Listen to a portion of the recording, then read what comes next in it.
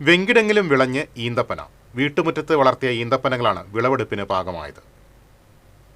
വെങ്കിടങ്ങ് പഞ്ചായത്തിലെ തൊയക്കാവ് മാനാത്തുപറമ്പിൽ അഫ്നാസ് ഭവനത്തിലെ ബഷീറിന്റെ വീട്ടുമുറ്റത്താണ് ഈന്തപ്പനകൾ വളർന്നു നിൽക്കുന്നത്. 3 വർഷം മുൻപ് തമിഴ്നാട്ടിൽ നിന്ന് കൊണ്ടുവന്ന ബർഹി ഇനത്തിൽപ്പെട്ട 2 ഈന്തപ്പനകളാണ് ബഷീർ വീട്ടുമുറ്റത്ത് നട്ടുപിടിപ്പിച്ചത്. ആദ്യം നല്ല മഞ്ഞ നിറത്തിൽ കാണാറുള്ള ഫലങ്ങൾ പഴുത്തുവരുന്നതനുസരിച്ച് തവിട്ടു നിറത്തിലേക്ക് മാറും. പ്രവാസ ലോകത്ത് 2 പതിറ്റാണ്ട് ചിലവഴിച്ച ബഷീറിന് ഈന്തപ്പനകൾ മധുരിക്കുന്ന ഓർമ്മകൾ കൂടിയാണ്.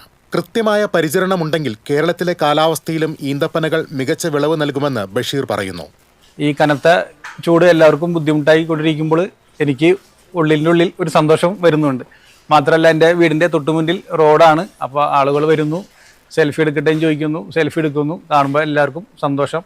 1.5 മാസം മുന്നേ ഒരു മെയിലും ഫീമെയിലാണ് ഇപ്പോൾ എൻ്റെ വീട്ടിൽ ഞാൻ വെച്ചിട്ടുള്ളത്. അതിൻ്റെ പ്രോസസ്സിംഗ് ഒക്കെ ചെയ്തിട്ടാണ് ഇപ്പോൾ ഈ കാണുന്ന രൂപത്തിൽ നിൽക്കുന്നത്. മരുഭൂമിയിലെ കൊടും ചൂടിൽ അധികമായി കണ്ടുവരുന്ന ബർഹി ഈന്തപ്പനകൾ കേരളത്തിലെ ചൂട് വർദ്ധിച്ചതിന്റെ നേർക്കാഴ്ചയും കൂടിയാണ്. പൂത്ത് കുലച്ചു നിൽക്കുന്ന ഈന്തപ്പനകൾ നാട്ടുകാർക്കും യാത്രക്കാർക്കും കൗതുകമായി മാറിയിരിക്കുകയാണ്. TCV news, Pavaratti.